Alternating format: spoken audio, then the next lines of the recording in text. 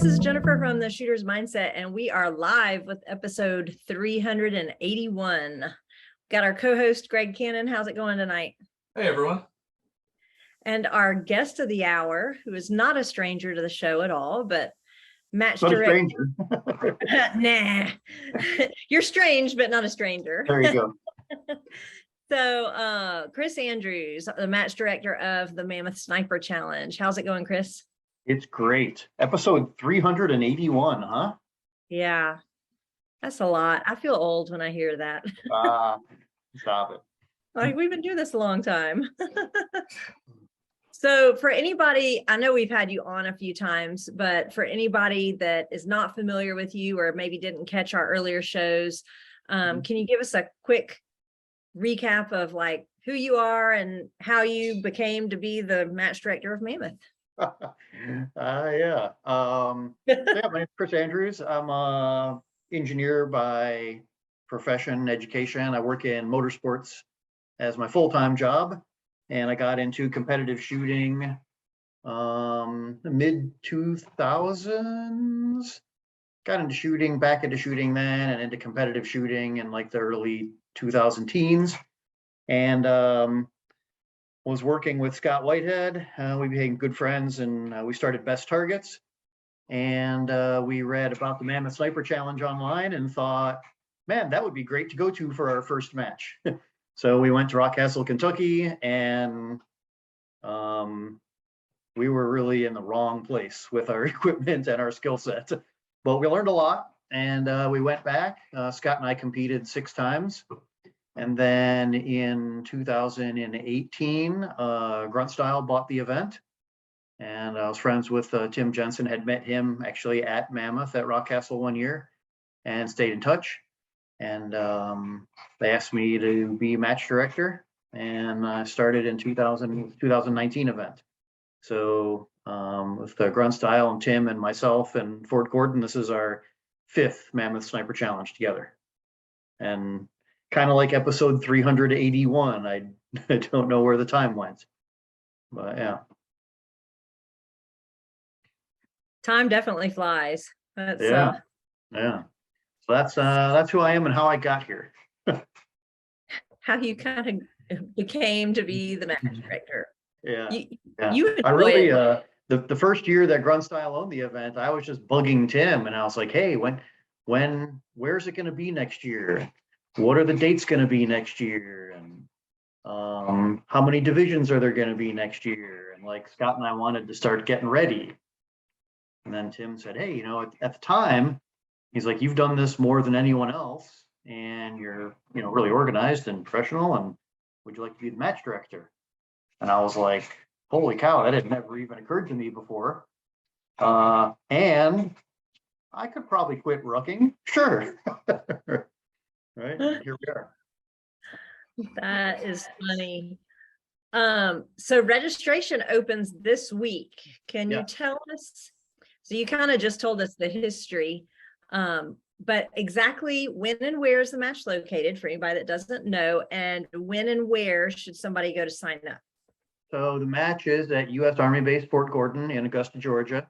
It's the first weekend in January, again this year. It's January 6th, 7th, and 8th. Registration and zero range is on Thursday the 5th. And it's a 3-day event. It's 30 plus miles of rucking, 2 nights of camping out with all your gear, 3 days of shooting. That's a really good time. And registration opens this Thursday at 10 a.m. Eastern time. 10 a.m. Eastern time, yep. So if somebody wants to get in, what time should they actually register? They need to be on at like 10:01. The match is limited to 100 teams, and last year we sold out the 100 team slots in 47 minutes. It was like 2 hours or so the year before that, but it's it's a hot one. And after the 100 match slots sell out, we're expecting it will sell out again. I don't know how quickly, but I can only tell you what happened last year. We'll put up a Facebook post, and we'll take probably 10 teams on a wait list. We can swap teams in or out kind of up until November 1st. So. There's a But good bit yeah, of that's paper it. that has to be submitted, which is why that cutoff of November, because it's on an Army base, you have to have a lot of approvals and background checks and those types of things to be able to bring a gun on a Army base. Yeah. In addition to being Army base, the NSA is based at Fort Gordon, so the security there is pretty tight. After pre-registration is done, all the competitors will get an email with their background check and security clearance forms. We have to get those in by September 15th, process those. Every year we have 1 or 2 team members that don't pass the background check for some reason or another. Oh, I didn't know that. Yeah, it's and I'm not involved in that process at all, other than I get the notification that, and they don't share any details with me or anything. They say this person cannot participate, right? So we have a little bit of that to deal with every year, and then yeah, once the background check's done, security clearance, final registration payment September 15th, and then we're pretty much on our way. Phew, I passed. Yeah. I'm still trying to remember what you said the first time we got our forms to go on base, because they do like a background check, and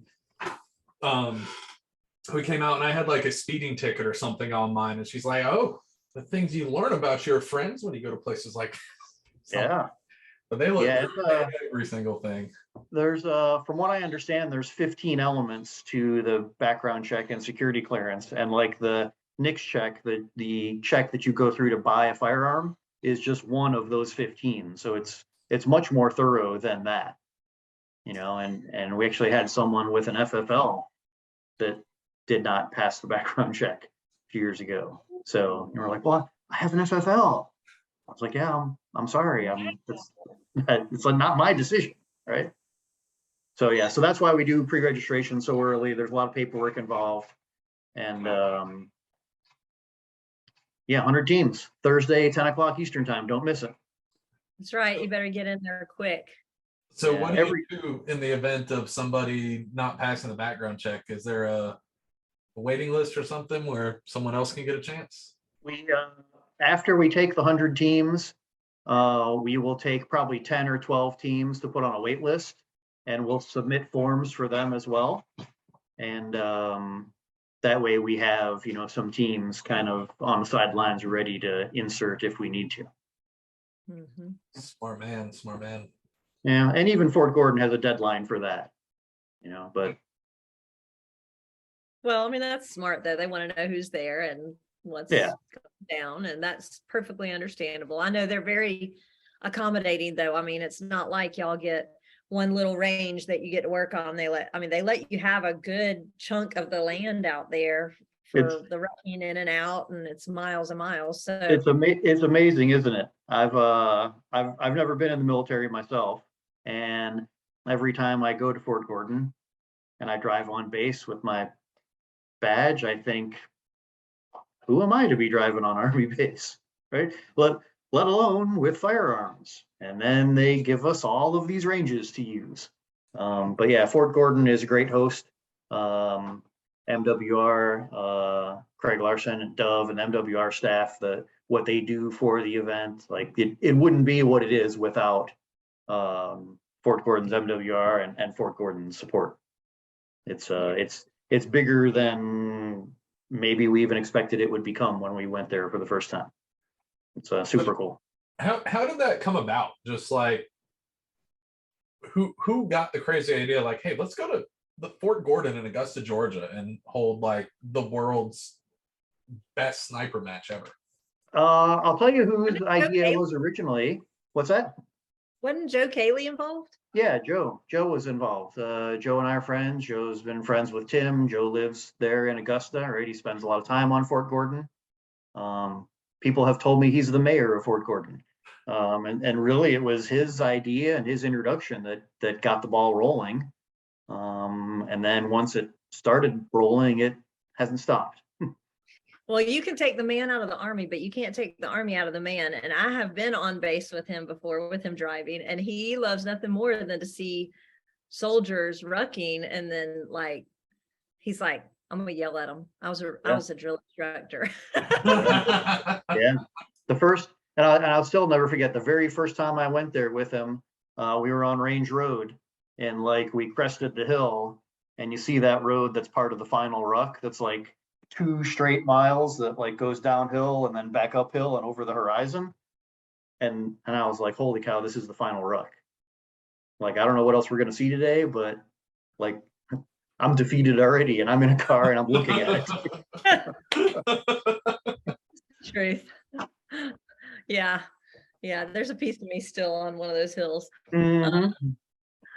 So this, I know a lot of people have gone to matches before, Mhm. and you shoot a stage or 2 or 3, and your squad's faster than the squad in front of you. And then you get up and there's like a backed up stage, and you end up sitting there for an hour just waiting, twiddling your thumbs.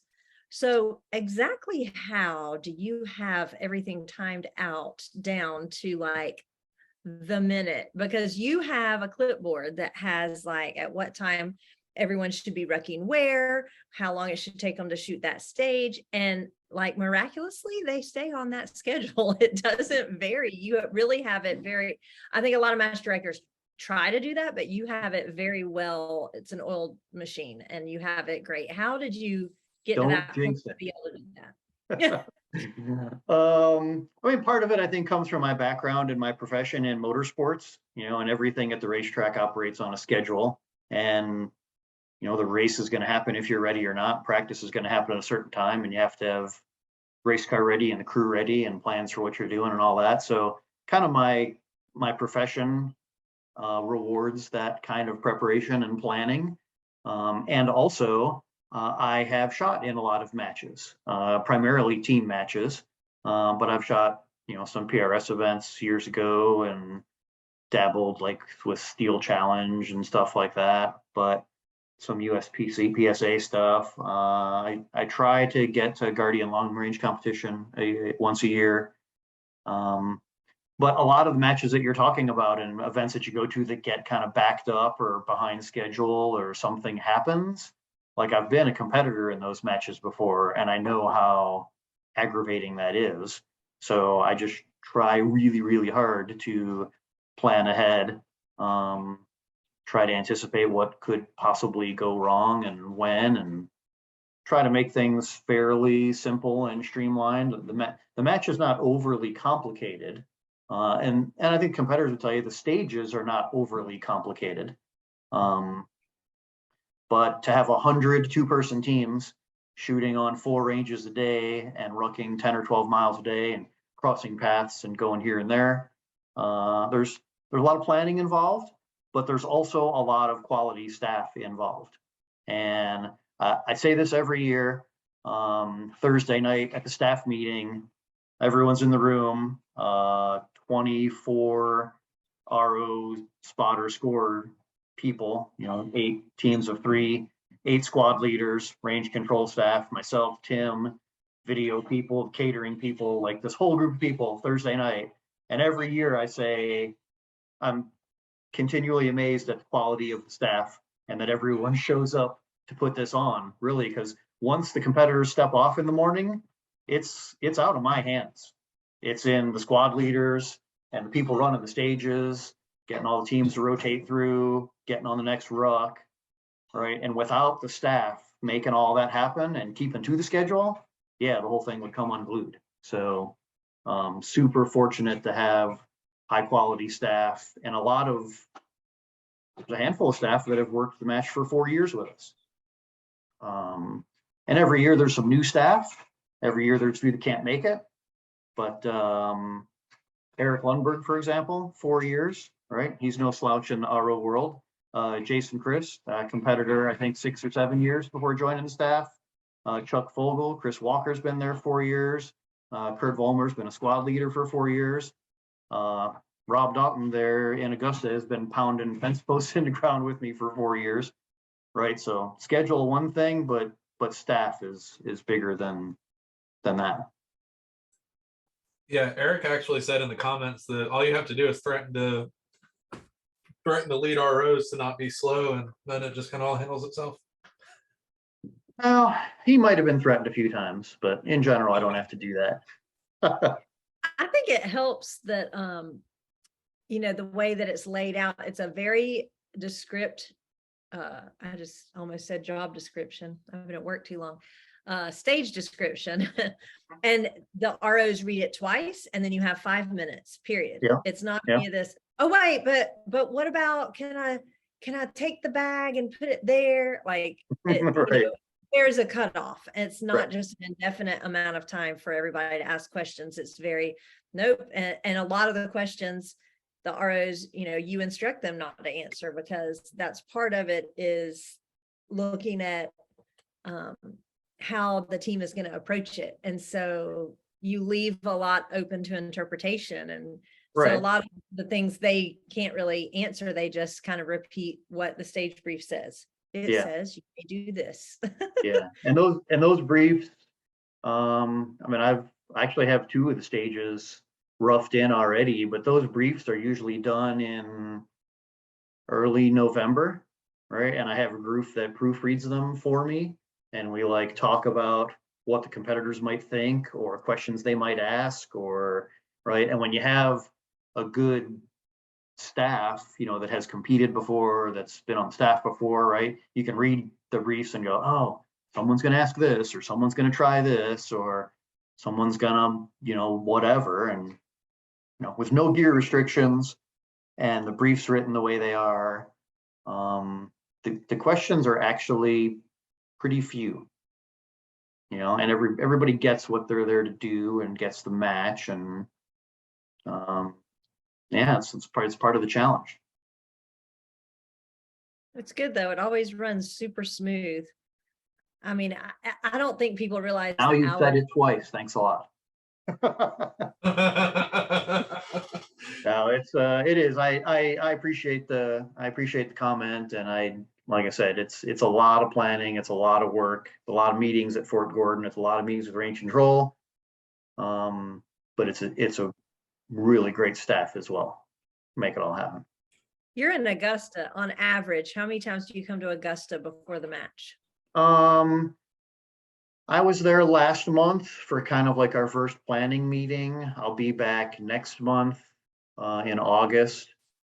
And then I'll be there at least once a month.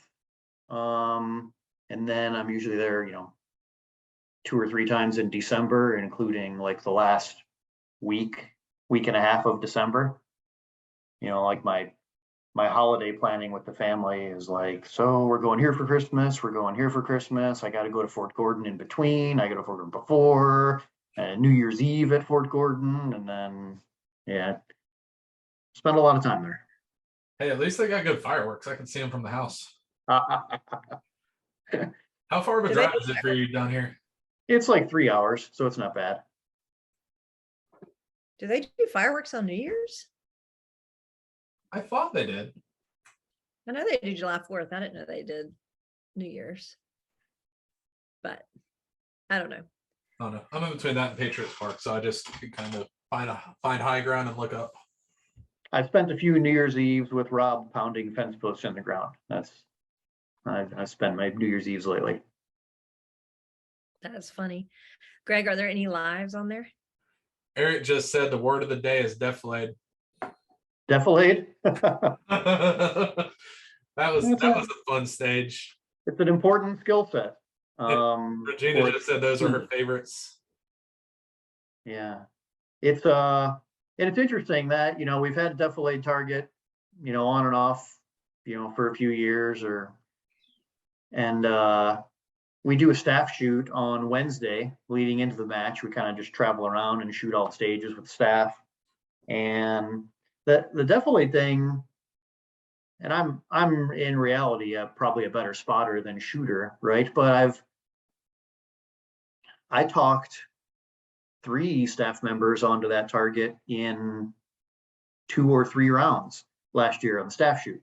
Now, we hadn't rucked 12 miles that day, and we hadn't shot 2 other stages, and we ate a good breakfast and lunch, right? So it's maybe not fair to compare, but it's a pretty basic skill set that everyone should have, especially if you're coming to Mammoth. You heard it here. Yeah. And You heard it on the Shooter's Mindset. let's say I'm going to, I'm going to do the interview for a second, Jen, and ask you about competing last year. It was fun. I remember doing this 2 years ago, and then I remember you saying you wanted to compete, and I was looking forward to seeing you there.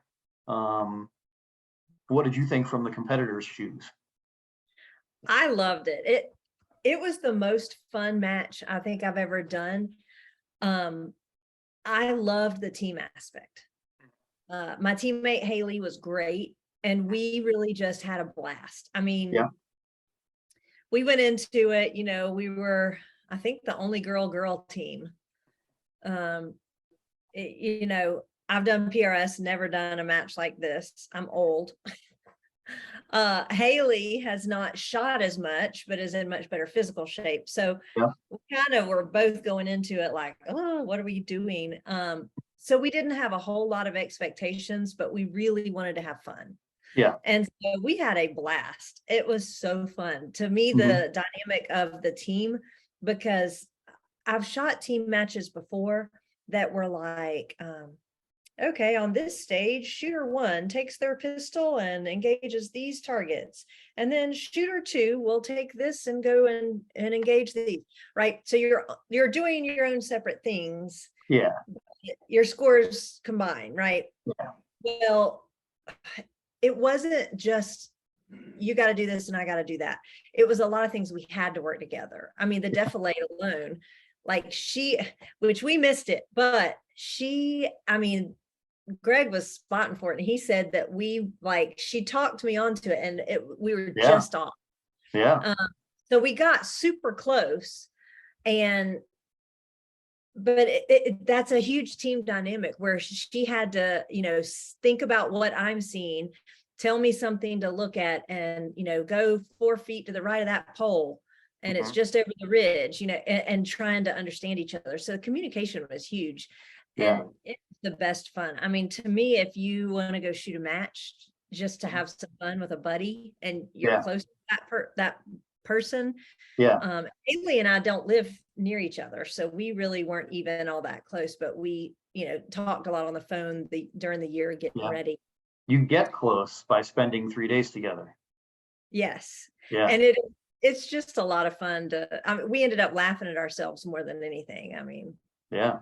It was great. My favorite stage was the zip tie stage.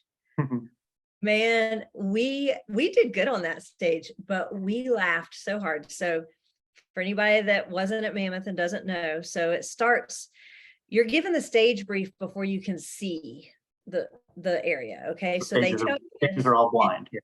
Yep. And they're all blind, and you're trying to imagine in your head. So the stage brief went something like, you will start in the starting position, and there will be a task that must be done before you proceed up the hill.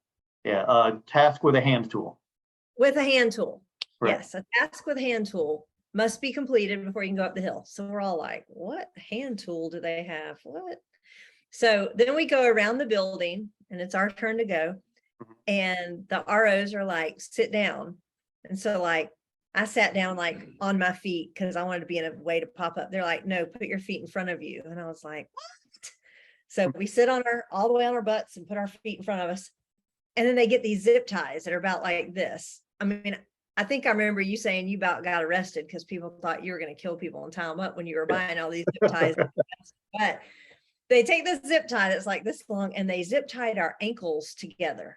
Like my 2 ankles together, and we weren't attached, and then there was like a gravel road and then a bucket that had the hand tool in it.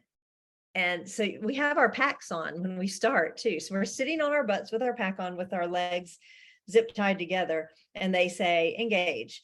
And so we had to figure out how to get there. So I I took my pack off real fast and start trying to lean on the pole to stand myself up. I look over, Haley looks like a fish on the ground flopping. She's on her belly going over and gets to that bucket before I can even get my butt stood up. And she clips hers and come over and clips mine, and then we run up there. So and then the other part of that stage that was so fun is once we got up there, there was some pistol, and then the rifle though was alternating shots. And I thought that was the most fun because, once we found our target and we got settled, it was, we had to time it. Like one of us had to hit before the other one could go, I think. So, Yeah. Mm-hmm. If you saw an impact, I would just go ahead and pull the trigger for mine to go next because we're, it's timed. Yeah. But it was we had to have teamwork, and it was like the most fun ever. So Yeah. I loved some great video of that stage too. Yeah. There was lots of different techniques for getting from seated with your ankles bound to the bucket with tool in it. Hopping, rolling, crawling, jumping, shimmying, like or something. It was great. I'm not sure which would be more fun to watch people try and worm or hobble or fall to get a tool, or watch people learn what the word defilade means in real life. Because that's the thing. There's a lot of people that, just didn't know what the word meant and Right. complete the stage. And at the end of the stage would still not understand that person A, the shooter, could not see the target. And person B's like, how did you not see that? It's this big giant target. How do you miss it? It was huge. You just couldn't see it from the shooting position, right? Once you got to the top of the stairs, it was huge, right? Yeah. It was interesting. I talked to a couple of shooters, a couple of team members after the match that told me like they completely bombed that stage because they had like a plan to game the system, or like they thought they understood something in the brief that they were gonna do this instead of that or something. And I was like, the brief was pretty straightforward. One person goes top of the steps, the other person shoots from shooting position, and you talk them onto the defilade target. I thought the brief was pretty clear. I'm like, oh, we were going to do this, or we were going to try this, and we thought we could do this instead of that. And I was like, just follow the instructions. Yeah. Right? That's really the one of the keys to being successful as a competitor is just the ability to follow instructions. Listen to the brief, know what targets you're shooting, know what targets your partner is shooting, right? And shoot them. And every year there's teams where partners shoot the wrong targets, or sometimes they're differentiated by color and they shoot the wrong colors, or shape and they shoot the wrong shape, and I can't remember what they said in the brief, or I didn't write it down, or you're like, you have to know how to shoot to do Mammoth, but you have to know how to communicate even more. And it's twofold. You have to know how to communicate clearly to a partner, and you have to learn how to listen to your partner and the stage briefs. Yeah. And that's, it sounds so simple. Well, just listen to the stage brief and do exactly what they say. Well, okay, that's super easy, and you think. And then you get the clock and pressure, and there's tricks out there you don't realize, you're going to hit the round targets with red poles, and there's 58 round targets out there and only 3 of them have red poles, or there's other things out there that confuse you, or like the year that you had the red target. That was actually in 4 years, one of my favorite stages was the stage brief said there were 4 torsos, and they were white, green, blue, and yellow. And you had to engage them each with 3 rounds. And we also put a red torso out there. And it was like 200 yards, right in the clear.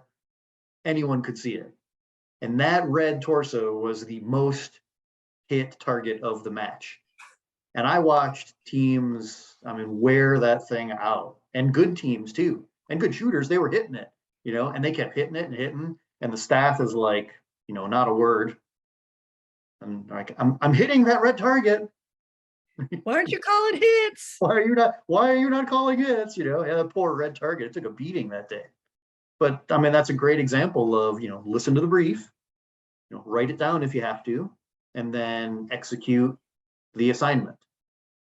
Right. And it's just a lot. People that haven't done it are like, well, how hard can it be? It's a lot to think about. You have to think about everything. Like it might be that shooter A goes primary shoots and then drop your mag in secondary shoots. Well, secondary might start shooting and primary still has a mag in, so they're not going to call anything. And they're like, what? Right. What? Why aren't you calling it? And they have to stop and evaluate, okay, what are we doing wrong that they're not calling the hits for? Mhm. So communication is just like huge, being able to listen and react. And if that RO is not calling impact when you're hitting something, something's wrong.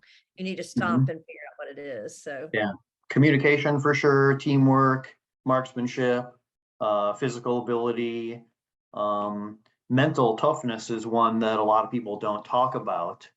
But the first year that I was match director, we had a couple of people from the Army Marksmanship Unit on the staff, right? And they had been on staff at Mammoth past, right? And they had seen me as a competitor. And they were like, oh, we used to laugh at you all the time when you guys would come through and you'd make this mistake and that mistake and all that. And I was like, man, I didn't know you were laughing at us, but, and then they said, like, you got to be careful on Saturday and everyone's got to be even more heads up on Sunday because competitors get tired, right? And when you get tired, you make mistakes, engaging the wrong targets, moving to the wrong place, being in the wrong position, Friday morning, the first stage, everyone's, pretty proficient at. By Saturday night and Sunday morning, just, with the physical, the ruck, 10, 12 miles a day, with sleeping outside, with sleeping on the ground, packing your own food, whatever you're eating. It's cold, you're up early, all of that stuff. It wears on you for sure. you Part of throw it. all kinds of tricks. Oh, I did like the last stage a lot too. The Because last we had stage to is shoot that- each other's oh, rifle. shoot. Yeah, And then the it pole was the support. Yeah, offhand, you couldn't use a bipod, you couldn't use a strap, you couldn't use anything except that pole that was right there. perfectly was good pole to use as support. Yeah. Like, how am I going to do that? And it was for 10 shots. You just stand there and try and hit a target at 500 yards. And there's You a good killed bit of- that, didn't you?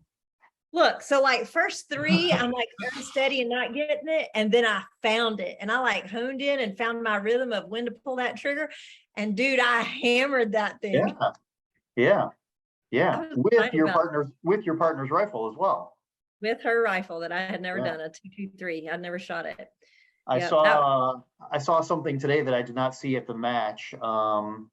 And I don't know if you guys have watched all of the Mammoth videos on the Grunt Style YouTube channel. There's 4 episodes about last year's event.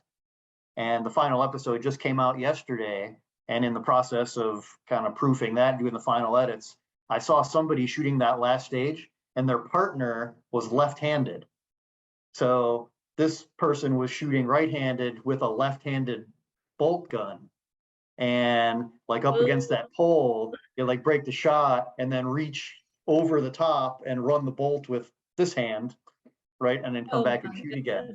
Yeah, it's in the video. Check it out. It's pretty cool. Let's say I've seen the first 3 and it's super high quality stuff. Yeah, the videos turned out really nice this year. If anyone was at the match and you want to see yourself in the video, check them out. If anyone's never shot Mammoth before and they're interested, right, it gives you really good insight, kind of behind the scenes look at what goes on there. I think all the sponsors are well represented in the videos. And you can learn a lot just watching other people, execute the stages. Mm-hmm. So they're all on the Grunt Style YouTube channel. There's links to all of them on the Mammoth Facebook page as well. Awesome. I'll have to catch 4. I've seen the first 3 and they were killer, but it's been a busy couple days and I haven't seen 4 yet. I'll tell you what else was really cool in the 4th episode too, is the finish line shot of competitors finishing the final ruck and crossing the finish line. And every time we're there and that happens, like I remember Scott Whitehead and I finishing in 2017 at Rockcastle. Just as a competitor, the feeling that you have when you cross the finish and like, holy crap, we've done it, right? I mean, there's an accomplishment just in finishing the event, right? And every year we have like a 20 or 25% dropout rate, right? But I remember that feeling as a competitor, but then as match director, standing there at the finish line and like hearing all the competitors cheering for the other competitors as they finish, like that's really cool. regardless of how you shot or where you finished. It's your first mammoth or your sixth, whatever. Like being there at the finish line on Sunday is super cool. It is always cool.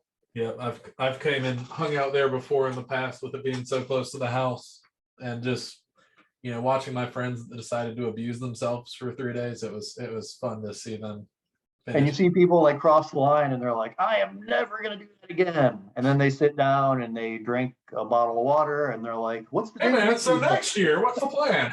Right. So this is obviously we've kind of talked about it a little bit earlier. It's not just a one-man show. You do have a huge staff that helps put it on. Both Jennifer and myself have had the opportunity to Ro and Mammoth. It was an awesome experience. I'm probably going to try it. Well, I am going to try and do it again next year. We'll see how schedule plays out, but it is would like to do. What should somebody do if they are interested in volunteering? You can message us at the Mammoth Sniper Challenge Facebook page. Tim and I get all those messages and we try to respond pretty quickly. So the most direct route is to message us through Facebook. You can email me at matchdirector@mammothsniperchallenge.com. And I'll respond to that pretty quickly. We build a staff list throughout the year. I've already sent the email out to past staff members and got a lot of responses from them. But it is a great way as well, especially if someone's thinking about competing in a year or two, or they're like training to get in physical shape to compete, or they want to get into team matches, but they're not sure they're ready yet. Working on the staff is a great way to see the event, to see how the stages run, to see the ruck layouts. And every year we have 2 or 3 or 4 past staff members that become competitors. And every year we have 3, 4, 5 competitors that become staff members. Email matchdirector@mammothsniperchallenge.com or message on the Facebook page if you want to get on the staff. So now I'm going to do that thing like you did before. So, hey, Jennifer, as an RO turned competitor, how did ROing Mammoth help you compete in your first Mammoth Sniper Challenge? Oh, there's no other way to prepare. Well, you can take classes, but even doing so, I think seeing it definitely helped to know what might be thrown at us. Now I only saw with ROing, I only saw the stages that I RO'd. But I got to see 3 stages that way the year that I did it. And so you kind of get an idea of what is going on and what might get thrown at you. When you get to watch a bunch of different teams, you really learn by like, oh, they screwed that up. Let's not do that. I mean, I learned by screwing up. That's how I learn. That's how we all learn, right? Is when I screw up. And so when I watch somebody else screw up and can learn from it, it's less painful on me. So, to be able to watch teams, people are going to mess up. There's going to be things that get botched. Even the top competitors still botch things, right? That things happen. They didn't see a target. Mental mistakes will happen. So to be able to watch and catch some of the things that, the thing I think about is I RO'd with Eric, and it was a stage where they had to call their target. There were 3 targets out there that for each primary had 3 and secondary had 3, and they had to say big, medium, or small. Or left, middle, right, however they wanted to say it. They had to call which one they were going to engage. The spotter and the scorer have to know what a person is pulling the trigger at, right? Or you can't score. And we had told them point blank, and there was enough wind out there that somebody might have been aiming at one and hit another one. So, you had to say which one are you. So we had told them you must call your target every single time. If you want to hit the big one 10 times, you have to say big, pull the trigger. Right. Big, pull the trigger. Big, pull the trigger. Big, pull the trigger. You have to say it every time. People go big, and we go impact, and then they go, why are you not calling impact? I'm hitting it. And Eric would just come off the glass and be like, and they're like, the RO's not even looking. And until he called the target again, he wouldn't look in the glass because it didn't matter if he hit or not. You didn't follow it. So that really stuck with me. And so it's in the brief, right? Listen to the brief 2 times, take notes, and execute, right, what's in the brief. Yep. Sounds simple, but it's not. It's not. So things like that you see and you learn, like how easy it is to screw, because you think, well, I mean, okay, sure, I'll call it. You don't realize how, because it was not one team, it was a lot of teams that forgot to call it. And so it kind of stuck with me, like, oh, I've got to really, they're not kidding, like I have to call it and make sure. So things like that are things that you can't get by just watching a video or talking to a friend. It really helps to see it and see team after team after team do it. Yeah. It's a Mike Tyson quote. I think everyone has a plan until they get punched in the face. And we've never actually punched anyone in the face at the Mammoth Sniper Challenge, but it's a lot like that. You know, even after listening to the brief twice and asking questions and taking notes, you know, so many of the blind stages, you round the corner, crest the hill, and then it's like, oh, this does not look like I was expecting it to look. Yeah. Yep, that's a common thing I have when shooting matches. It's like the men in black are standing there, and as soon as the beep starts, they do that flash thing, just wipes everything. Yeah. Gone.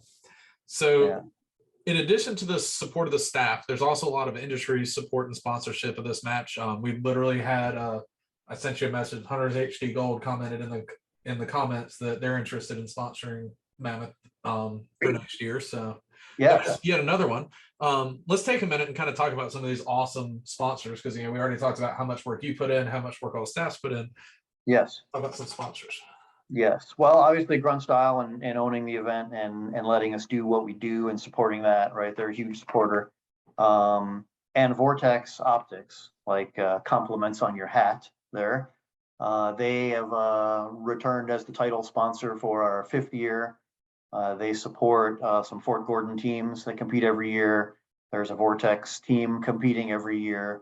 And in addition to what they do and the support they put behind Mammoth, right, they're huge in the shooting sports in general, right, and team matches across the country.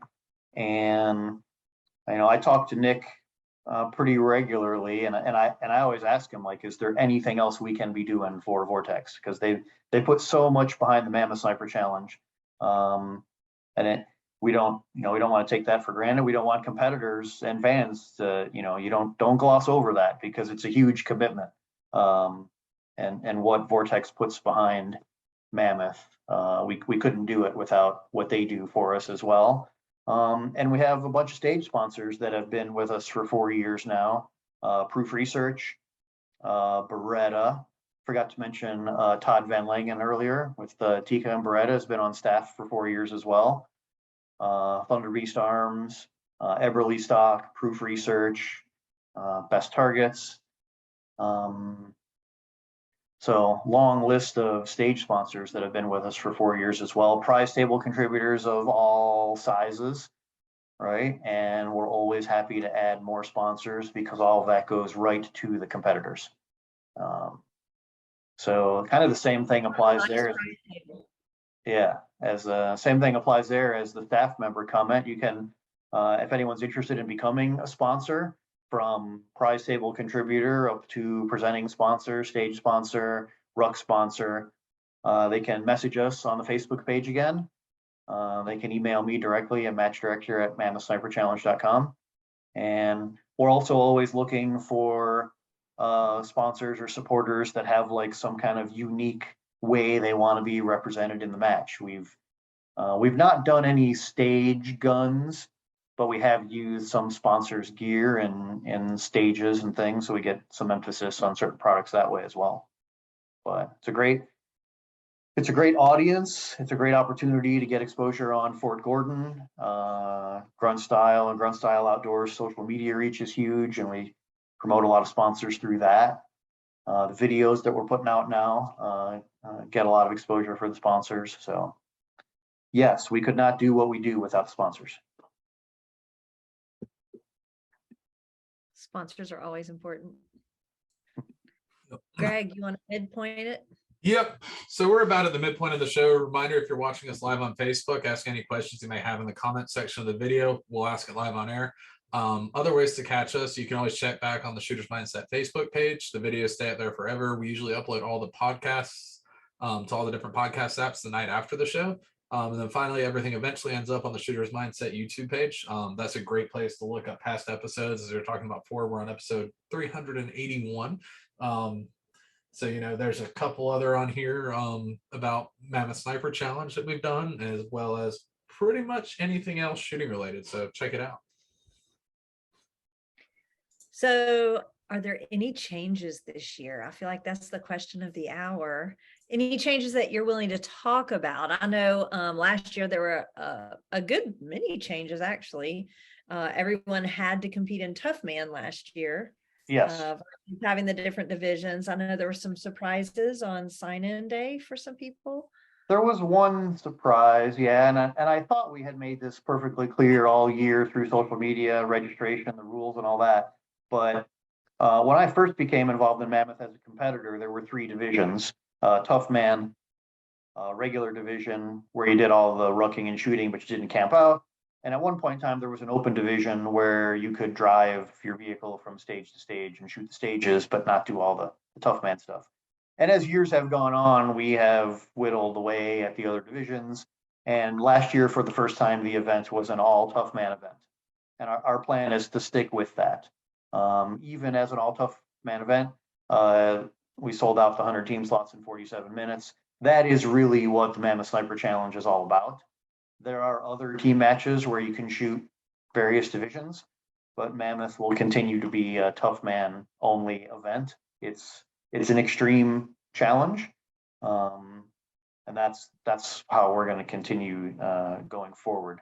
And yeah, I happened to be at the sign-in table last year when a team was signing in and signing their waivers, stuff like that, and I overheard over my shoulder him say something. Oh, well, we're staying at a hotel. What do we have a different schedule? And I turned and I was like, you're doing what? I'm like, oh yeah, we're not in Tough Man, we're in regular division. And I was like, there is no regular division this year. When you signed up online, it said specifically Tough Man only, and they were like, well, what are we supposed to do? And I was like, I don't know, but the brief is tomorrow morning at 6:30. Are you in or you out, right? And I think they went and bought camping gear and everything, and they showed up the next morning. So yeah, there was a surprise team last year, but yes, Tough Man only again. Beyond that, I think everybody noticed last year we ratcheted up the level of difficulty a little bit. Targets got smaller and farther away. Ruck distances got a little bit longer throughout the 3 days, and the final ruck, people will read or see in the video, historically has been 5 miles, and we have only had by the time you get to Sunday afternoon, you've weeded out the people that aren't going to make it. We've only had one person fail that last 5 mile ruck in the first 3 years. So last year we bumped that up to 7 miles. Same thing, one competitor did not finish the final 7 mile ruck. So I'm not saying that it's going to be longer, but it's gotten a little bit more difficult every year, and it will probably get a little bit more difficult next year. This year you're going to make them climb trees, and there's not going to be any tree climbing. But I will say this, Mark Kutchka, a staff member and former competitor, is a big obstacle racer now. And he has thrown some suggestions my way of things that we might be able to include in stages or en route. So I'm not saying that we aren't going to do anything. Last year, the ruck routes went in different directions and we used different ranges than we had used in years past. There could be some more different ranges involved, some different ruck routes. Can't control the weather, but maybe it'll be colder at night. Who knows? It's not going to get easier. I can promise you that.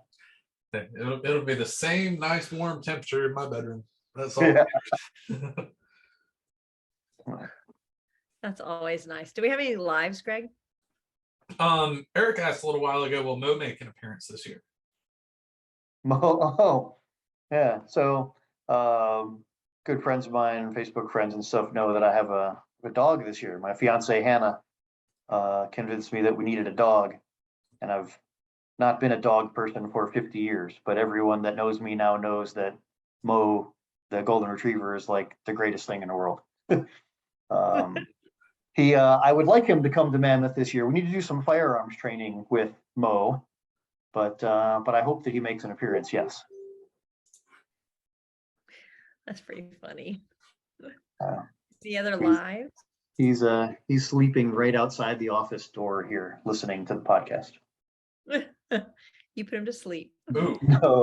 No. I think I told you I picked up all the squeaky toys though before we started. So, oh yeah, Scott missed out on it. Scott Peterson showed up in the comments. Speaking of AMU guys, didn't he sign up and not make it to the match? He signed up and did not make it last year, but I understand he's planning to sign up again this year. Scott, you better get a fast computer, dude. It's out here. It's going to sell it even faster this year. Eric Klumberg said he's heard zip lines. That would be. Can we do a zip line? I don't think that there will be any zip lines, but I didn't say no. I'll come help set it up. Scott also asked, will secondary shooter yardage max still be around the typical 800 yards? Yes. Secondary shooters are required to shoot 223 or 308, and the secondary targets will be no farther than 800 yards. Primary shooters can shoot up to 30 caliber, 3,100 feet per second, I think is the number in the rules, and no magnum calibers, which is a Fort Gordon rule. Primary rifle targets, there will be a couple out to 1,100. I think anyone that's shot Mammoth in the past would tell you the majority of the targets are closer than those maximum numbers, but there will be a few at that distance. Pistols, 9mm or greater, no rimfire. Any size pistol, any magazine capacity, any kind of pistol you're willing to carry for 3 days. Last year, the farthest pistol target was 78 yards. Up 3 yards from the year before of 75. That's a sporty pistol shot there. That is a sporty pistol shot, but you know what? There are some people that are money at 78 yards with a pistol. I'm trying to remember which stage that was on. Stage was called Long Reach. It was at range 14. Sean Murphy was one of the staff there. It was 2 really far pistol targets and some really far out rifle targets. It was straight down the middle of range 17. Yeah. It must have not been that hard if she can't remember it. Move them it's all a blur, isn't it? It is all a blur. I mean, big time, it's a blur. Like as we're talking, I'm like, oh yeah, I remember doing that. And oh yeah, I remember doing that. I did really good on pistol on one of the stages, the bunker stage. I did really good on that one. Also, that wasn't 78 yards. Eric requested an entire stage of red torsos. A what? An entire stage of red torsos? Yeah. Put a bunch of red ones and make one be orange, and that's the one they have to shoot. Oh no, that's just mean. I'll do something to differentiate them better between red and orange. Like red and yellow. Yeah. So like we said earlier, I mean, sometimes you have to shoot targets in order of color, sometimes shoot them in order of size. Sometimes primary and secondary targets are differentiated by different colors or different shapes. Pay attention. Pay attention, follow instructions, and help your teammate, right? That's part of the teamwork in addition to communication and all that stuff, right? I remember as a competitor, there's times over the 3 days where I was like, I'm done, and your partner gets you to the next milestone or next finishing point, right? And then later in the day, your partner's like, oh man, I got a blister. I don't know if I'm going to make it. I'm like, you're going to make it. Look, I told you I wasn't going to make it an hour ago, and I did. And now, that's just part of it. You work together. Don't leave your teammate behind, and work as a team to get to the finish line. Scott wants to know what cool new noisemakers Tim got for the campsite at night this year. I never know what Tim's plans are for Saturday night, but that some of that is highlighted in the episode 4 video as well.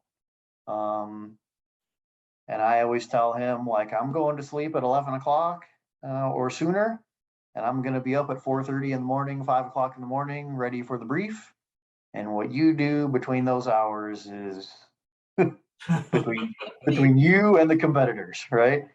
And then it's like Sunday morning at the brief, I hear about, oh, did you hear this? Did you hear this? They did this. And I was like, no, I was asleep. I missed that. I still want to know how much money he paid Fort Gordon to tell all of the competitors that they have to put their ammo in a Ziploc bag and lock it up at night so they can't shoot back. That's actually a Fort Gordon range control policy, is the ammo must be secured overnight. Yeah, so when you arrive at the campsite, all the ammo gets checked in, and when you leave in the morning, you pick it up on the way out. I've had competitors argue with me before about Magnum calibers and 6.5 PRC or 300 Win Mag or this or that, and it's a Fort Gordon range control policy that Magnum calibers are not allowed. Right, and I know. Why don't you just go tell the general what needs to happen? I know enough about ballistics. I can have all of the conversations, but that's a rule on base, and we're fortunate and happy to be on Fort Gordon, with the competition, and we will abide by Fort Gordon's rules. That's how it goes. The Mammoth rules I write, right? The Fort Gordon rules are the Fort Gordon rules. And that's right. That's what we live by, right? True story. Any more lives? Are there any new safety procedures this year? Bolt removal, chamber flags, vertical rifle carry, anything like that? Horizontal rifle carry is always a hot topic. Every year there's somebody that gets poked in the head by a horizontal rifle on a pack. We've not done anything to limit that. When the rifles leave the stage, they're clear. Competitors clear them, staff checks that they're clear. That rifle is cold rifle leaving the stage on its way to the next stage. When you arrive at the next stage, all the firearms get grounded downrange.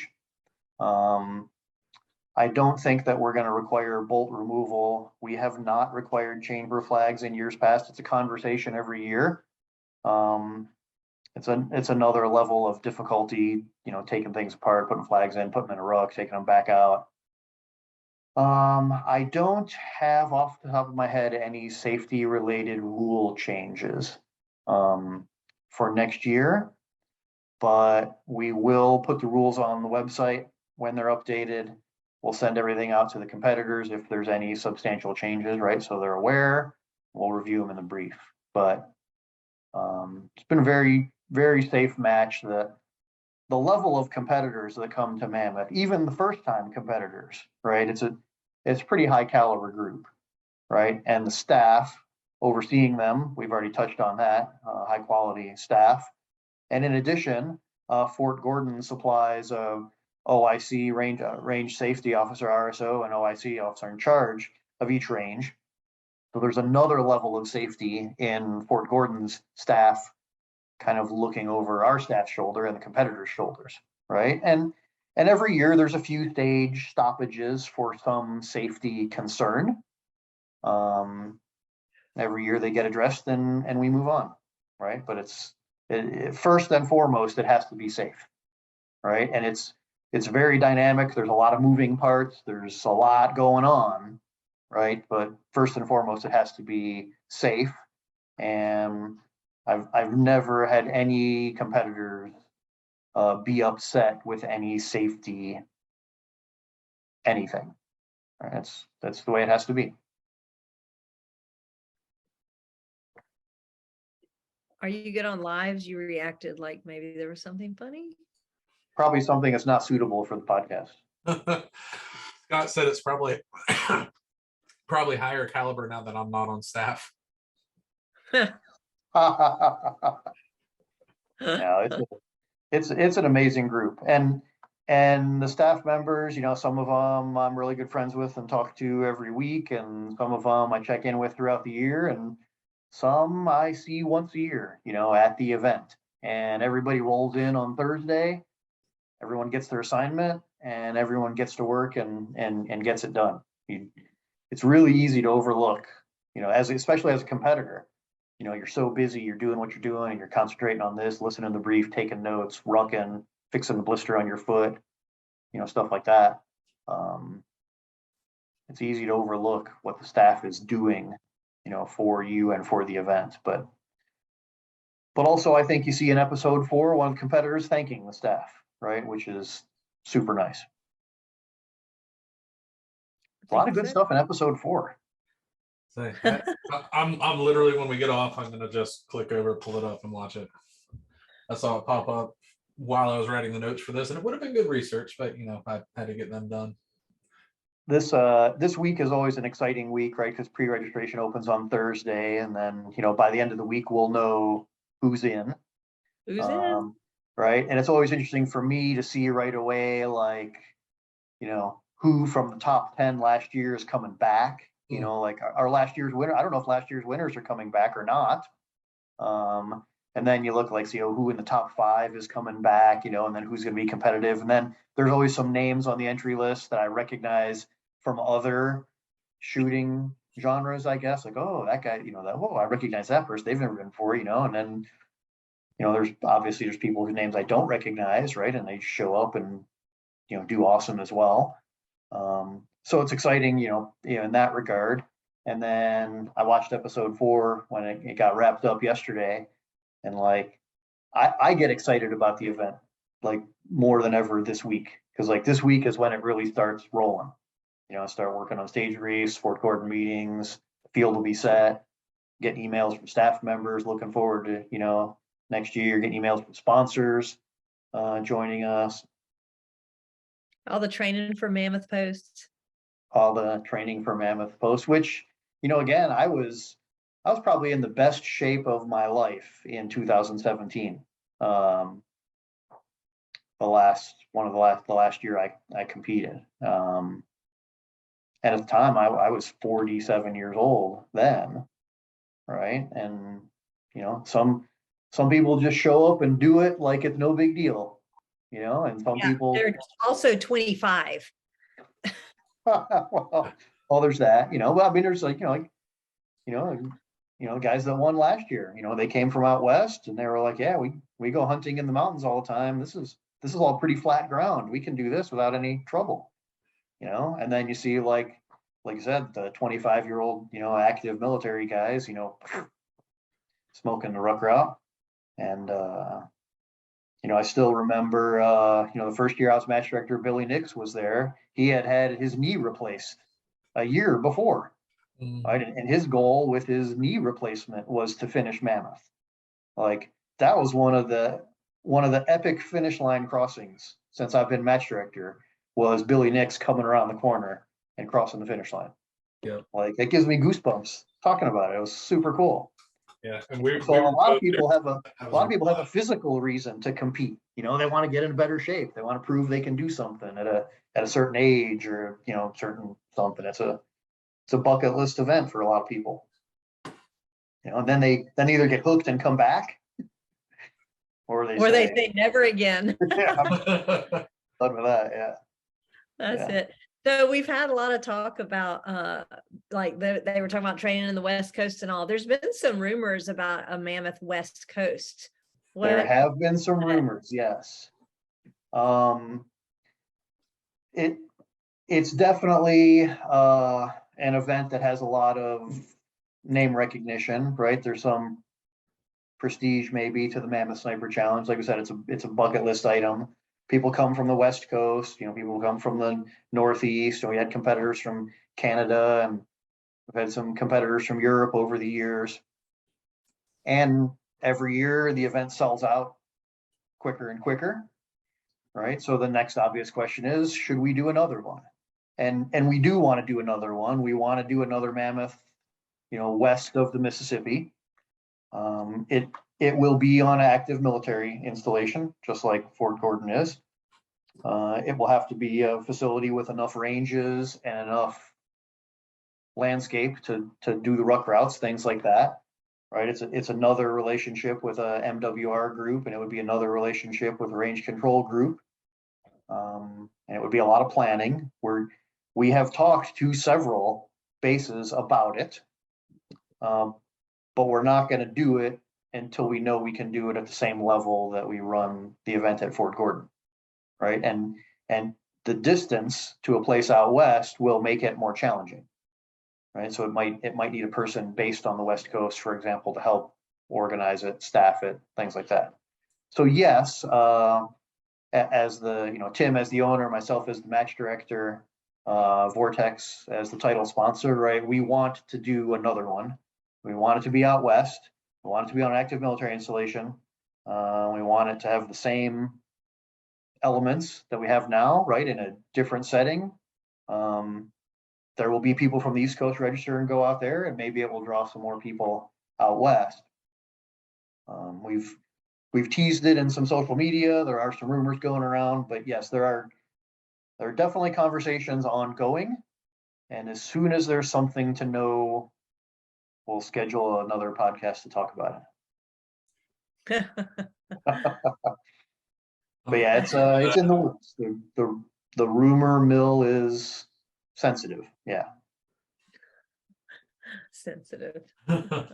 So Scott Peterson actually requested extra barbed wire this year on the stages for him. Extra barbed wire. Yeah, Let me make a note. Extra barbed wire for Peterson. Yeah. Just for him. Yeah, that's just for everyone.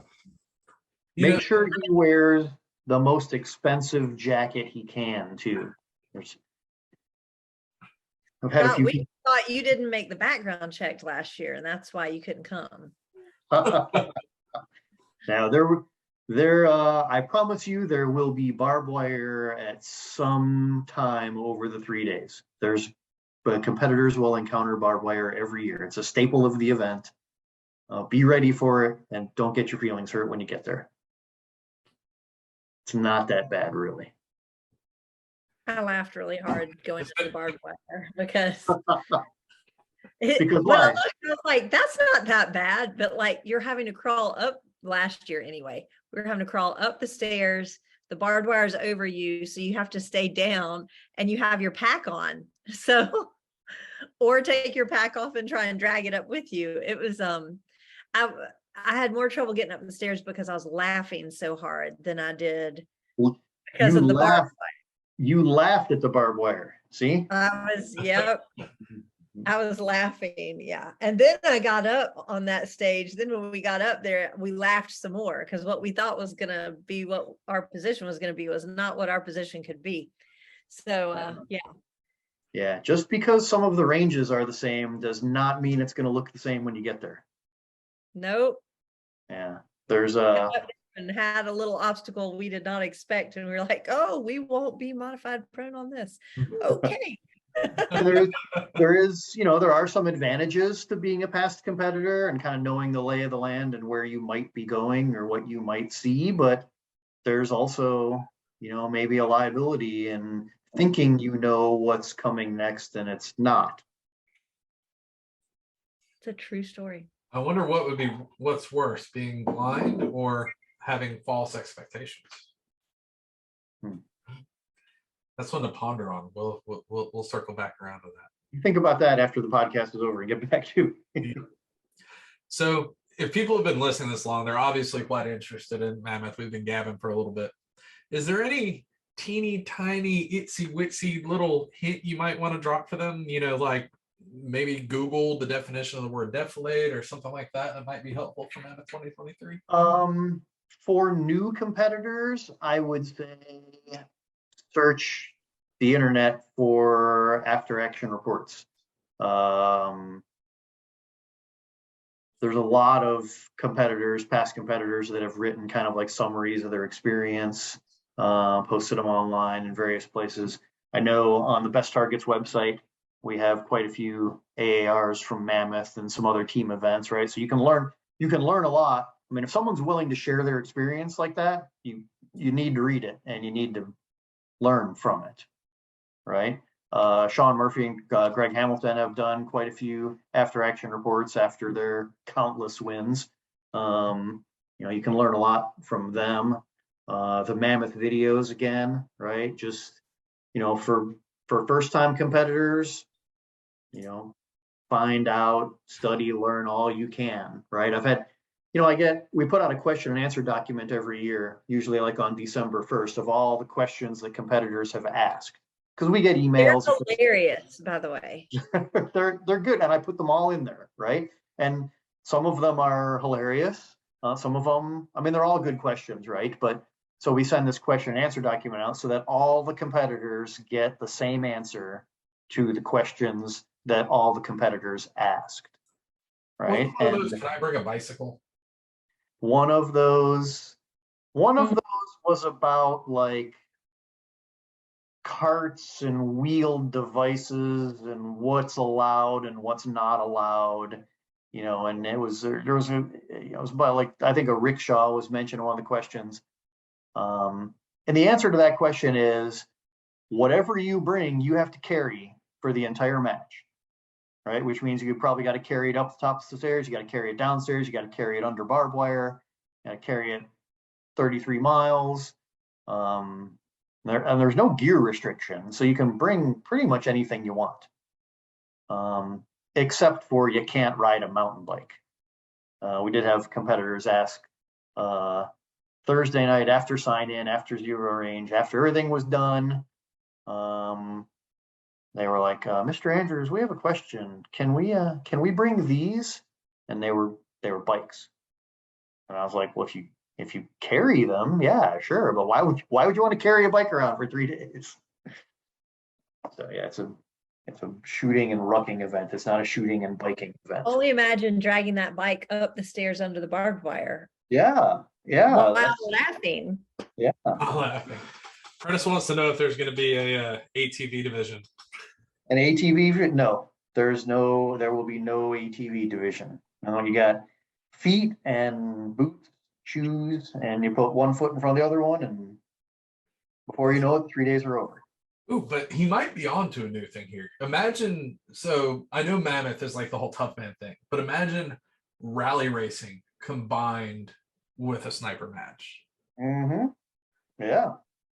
Prentice, how much room you got down there? We might be onto something, buddy. I could get into rally racing and sniper match together, but I want to sign up and compete in that one. I'm not going to run that one. I was gonna say I want to compete too. Those are like my two favorite things. I got the truck ready to go. I got the rifles ready to go. So I got to put a shooting position on the roof rack. Yeah. Some of my favorite stages to watch in 3-gun, they had some where there was someone in a golf cart that drove at the same speed and they had to shoot out of the moving golf cart. Yeah. Now, can you imagine a rally race where you got to shoot out the window? That'd be fun. Yeah. We're doing it. We're going to make this happen. All right. So what I heard there is that Greg is volunteering his vehicle to be used in the drive-by stage at Mammoth. Did I understand that right? I volunteered my 4-foot ladder for one of the stages at my match and it got shot. I really like my truck. We can use my golf car though. It's lime green. It matches my rifle. I don't think there will be any shooting from moving vehicles at Mammoth. I have a feeling the Army would kill that one. I don't think there will be any of that. But again, I didn't say no.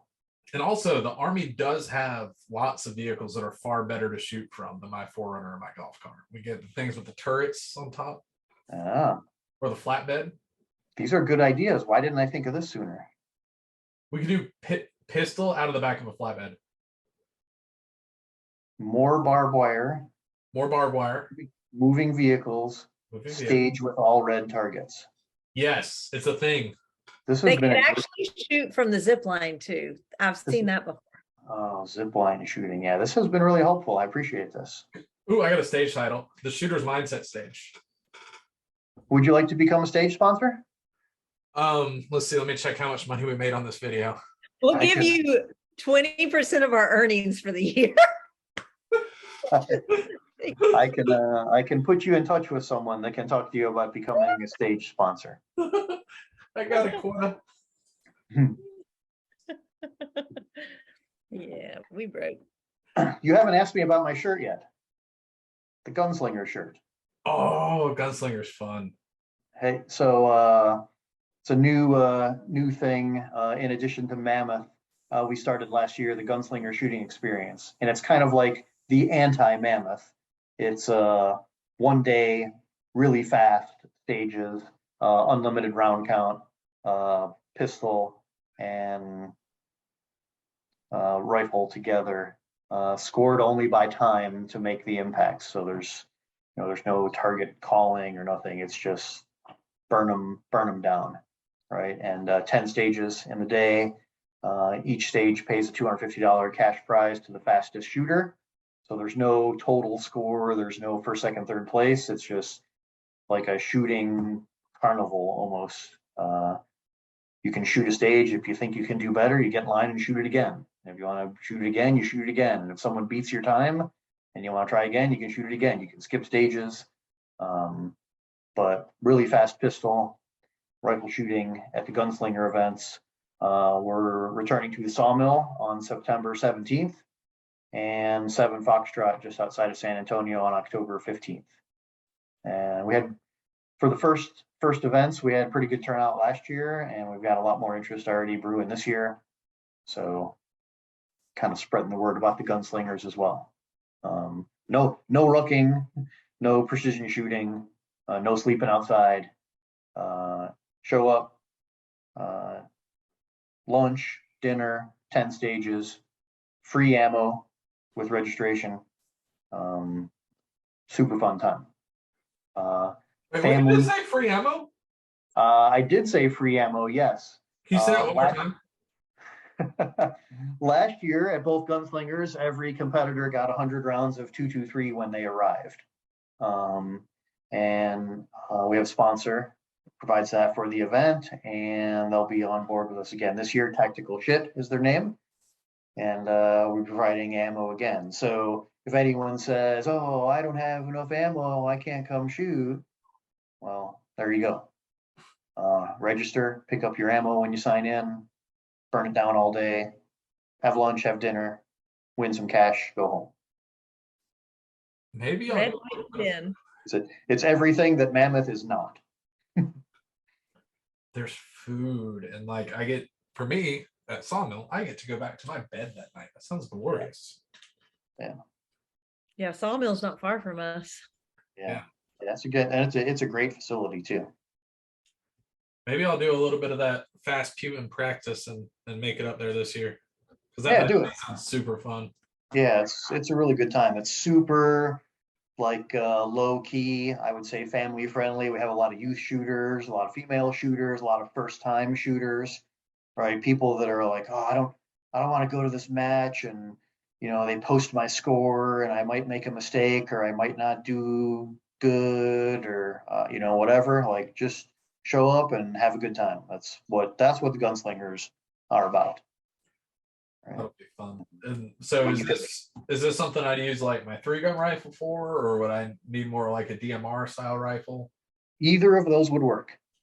We had a What's guy, we had someone show up last year with a revolver, 44 Magnum revolver, no less. Ooh, homie got some money. And I can't remember what he shot for rifle, but pistol and a rifle. There's 8 pistol impacts and 8 rifle impacts, and that's it. What's the farthest rifle? I think like 300-ish yards, 325 maybe. I mean, not precision rifle, like not long distance precision rifle stuff, right? That's easy enough with a Strike Eagle. Yeah. It's it's kind of like, I mean, really whatever you have at home that you want to get out and shoot with, come to the Gunslinger and have and it's the Gunslinger shooting experience. It's not a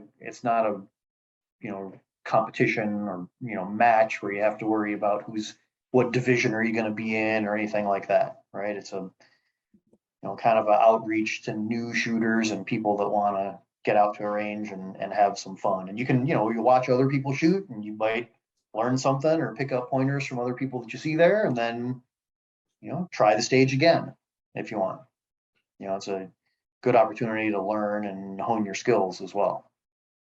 If I wanted to, I could literally show up and just shoot one stage, just like the one kid that loves his favorite roller coaster, just shoot it, get back in line, shoot it again, get back in line, just shoot one stage all day to see if I can be the fastest. Yes. And it's fun. As the day goes on, we post the fastest time for each stage, like on an easel right at the stage.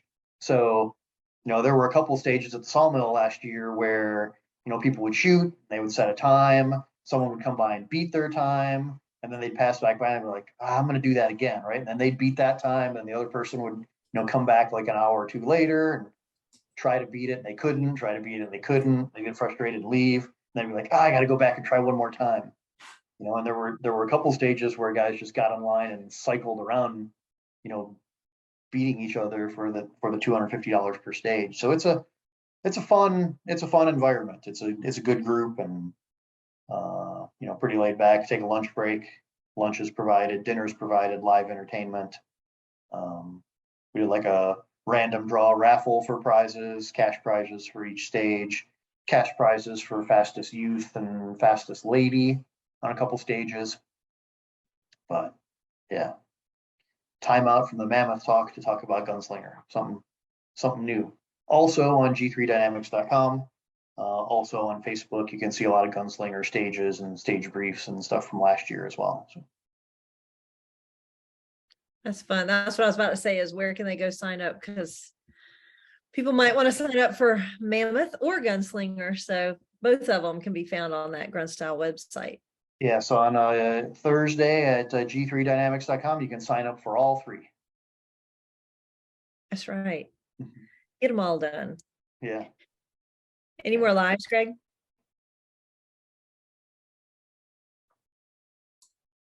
Scott said he's going to bed. He has to train for Mammoth. I told him he's not going to sleep at Mammoth, so don't bother. Yeah, staying up is training for Mammoth. Staying up late is training for Mammoth. Yes, it is. Yeah. That's right. Also, maybe go and get into the walk-in freezers at the grocery store and just stay in there. Yes. Yeah. Try to sleep in there. That's probably what you should do. As somebody that lives 10 minutes from Fort Gordon, we save our coldest week of the year for the Mammoth Sniper Challenge. Like every time we have a little bit of extra ice, we just kind of put it in a cooler and we open it up that week. Well, we've had some rain, one day a weekend over the last few years, and it gets cold at night. We've not had, there were some mammoths at Rock Castle that were below freezing for 3 days. We've not had that yet, but we could. I feel like once you get to a certain point, it doesn't matter how cold it gets. It's just miserable no matter what. Mm-hmm. Like they just start going numb. Yeah, I know people that would disagree with you. Everyone seems to have a threshold or a limit to what they can tolerate. Yeah, mine is about 45 degrees. So. I was gonna say 65. I am from the South for a reason. Mm-hmm. All right, are we good on lives? We are good on lives. Everyone has shut off the podcast so they could get on g3dynamics.com and be ready for Thursday morning. That's right. They're like, wait, hit refresh. We're like camped out in front of Best Buy on Black Friday. That's right. Yeah. That's right. I think it'll sell out fast. I'm really excited to see how fast it goes this year. I was surprised at 47 minutes last year, and part of me thinks there's no way it could sell out faster than that, but maybe it will. Regardless, it's going to be full. There's going to be 100 teams. There's going to be a wait list, and it's going to be a good time. That's right. Matches have been selling out fast this year. What's our record? Who sold out in like under 20 minutes? I don't remember. Was that Wisconsin? I don't remember. I don't know. It might have been the Barrel Maker. One of the matches sold out in under 20 minutes. It was ridiculous. They sell It out is good fast. to see. It is good to see all the activity in the shooting sports. I've seen a lot of matches sold out. I've seen a lot of places adding events. Seems like ammo and reloading supplies are starting to show up again, so people can be doing more. Right, but Go do more shooty things. yeah. All right. Well, I think we can wind it down to shout outs. Greg, you normally start. Yep, I got GSL suppressors, shooters and sharpshooters of Augusta. If you're in town for Mammoth, you fly across the country, you want to zero your rifle before the zero range. Got a 200-yard range out at sharpshooters. PDC Custom, most beautiful rifle chassis known to man. Shooters World Powder for all my centerfire reloading. Hunters HD Gold, potential new sponsor of Mammoth Sniper Challenge. Yeah. Super awesome. I'm blind as a bat, and they will make anything that you need to be able to actually see while you're shooting. Fix It Sticks and Vortex. All right. How about you, Chris? My shout outs we've covered already. Grunt Style, obviously. Vortex Optics for everything they do. The staff, the competitors, the people that run G3dynamics.com for us, because Thursday is always a busy day for them. And you guys for having me on episode 381. That's Maybe right. maybe we'll come on and talk about it again when it gets close. Yeah, we'd love to have you. It's always fun to talk about. Maybe have some past competitors come give some advice. Yeah, we should have a like funny stories from Mammoth podcast, or funny. Can we sit around a campfire and do it? it'd be a virtual campfire, but yes. Let's say And we'll just do it one time when you're in Augusta. Yeah. Yeah. But we need to get like other competitors involved as well. That's why I yeah, that's what I mean too, is like have a panel. Yeah, everybody, people have, all the competitors have one, everybody leaves Mammoth with one funny story, like something they did that they didn't realize they were going to do, or something that happened the way it went, right? And everybody leaves with one like huge success, like we killed it on this stage, or set the fast time on that ruck, or my rifle jammed, but I threw it downrange and I still hit that target, kind of stuff. Oh, you never know.